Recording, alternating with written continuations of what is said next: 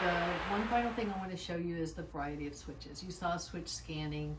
You can actually experience switch scanning on your own phone or a tablet, and I'll give you some resources for that. You can't just plug these switches into your phone or your tablet. You would need some kind of either a Bluetooth switch or there's adapters. So, but just know that that is a possibility too. In fact, Apple really kind of wants you to think that switch scanning is just the greatest thing in the world. And they've got a lot of settings for switch scanning in there. You know, there's limitations, but Apple really has tried to push switch scanning for people with disabilities and kind of make it seem like it's a new thing, and it's really not. But this is a switch tester, and so I can determine if a switch is working for one thing, but also kind of just gauge features of the switch by plugging it in and then hitting the switch, and you can hear or see. So this is a typical tent switch you might see in the hospital for someone for a call bell system. They could actually put it, see those little clips, put it on the pillow or the bed sheets, and then use their head to hit it, or side of their hand, or even side of their knee. So that's a pretty common switch that you see in the hospital. The other switch, remember what this was called? Jelly bean switch. So you can see, I think it was a red one in the other room. Now we've got a blue one. And I told you why I like it, because it does have that feedback and that click, and it's a pretty, you can actually hit it anywhere on the button and it will activate. So probably one of the most common. If you go into any kind of school setting, you're going to see that. Or this one too is called the Big Red switch. And I often mount this one right by the head, so they're not having to kind of find the switch with their head. They can just go. Then there's a lot of other types of manual switches. You see this one a lot on wheelchairs for someone to use to recline and to turn their chairs on and off. It's a little stiffer switch than these two, but more durable. So, and again, it's kind of a nice size because you don't need to kind of search for it. You can just hit it. So, this flat switch seems like a great idea because you don't even hardly have to lift your hand, but you do have to give some pressure, and there's no real feedback except, you know, when you're switch scanning, you see that you've activated the scanner. So I rarely pull out this switch because you do need a fair amount of pressure, but you could, you know, maybe for someone with muscular dystrophy that has very little movement, but for very little movement and sensitivity, this is called a microlight switch. And again, it's also one of my favorite switches. The microlight switch is the least amount of force needed to activate it. So you can see it's got just a little bit of travel, and it's just a very, very light touch. But it's nice because you can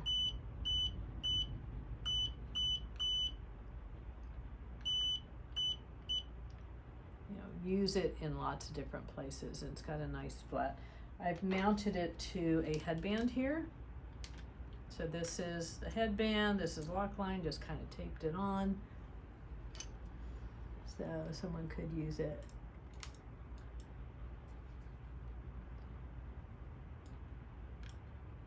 With some chin movement. I got it right in the right position. You can't see myself. There we go. You got it. You get the idea.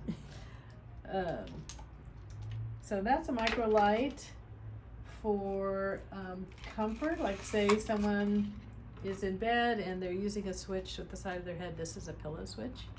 So it's real light, but then real tough for someone that has cerebral palsy and they're maybe using their knee real forcefully. So So this actually is called a pedal switch, and it's used for like sewing machines and things for your foot. So I've seen them commercially available, and that makes it a lot cheaper. But lots of our patients with cerebral palsy love this switch because it does last.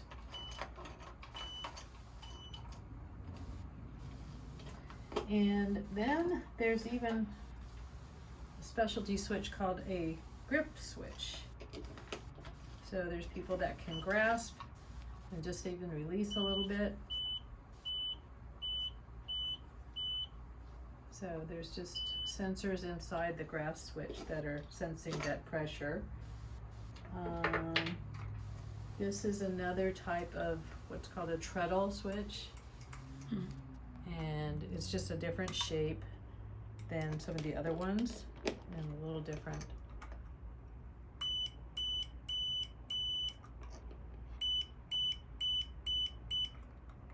Yeah. So I have the luxury of having all these switches to be able to pull out and try with my patients. Oh, here's another one I like. This is called a little specs switch. So you could just put this on, you know, a Velcro ring on the hand, and they've got that.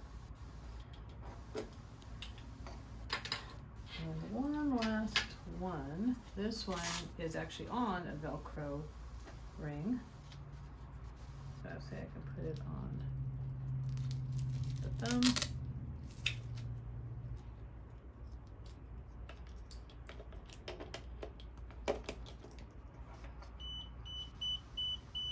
It's pretty light touch. So the switch is actually inside the Velcro casing. So not only do you have switches, then you need mounts, and I think I showed you the universal switch mount, the Lockline mount, Velcro. Velcro is, you know, my friend when it comes to mounting. But, you know, that's kind of the first thing that we're looking at is, ooh, where are we going to mount it? Is it going to be at the head, at the knee, at the foot? And what are we going to attach it to, and make sure that it's not going to get in the way or come off.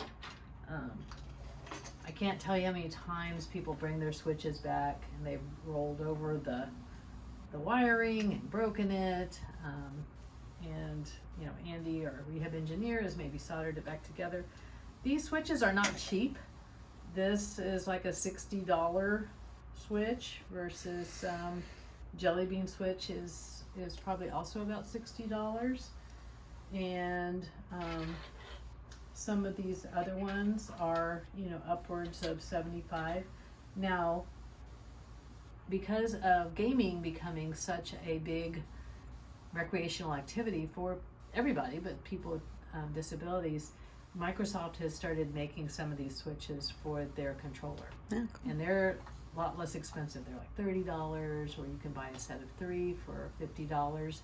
So, so I'm always keeping my eyes open for less expensive switches. I know in some assistive technology classes they have you make a switch out of, you know, little electronic circuits.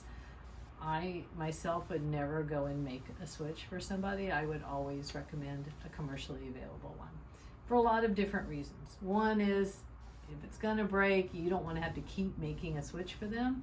Number two, just liability wise, you don't know if your homemade switch could short out and cause a, you know, electrical problem.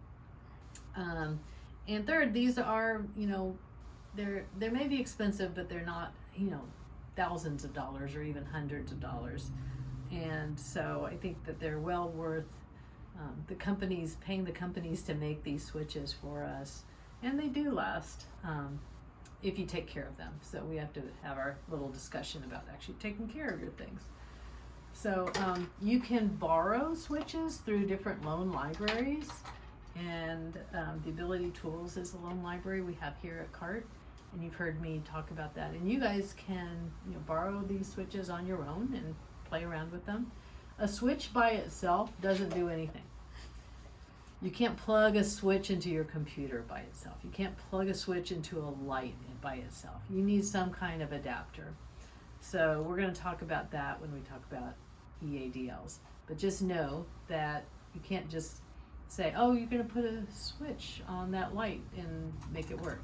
No, you need some kind of adapter. You can also switch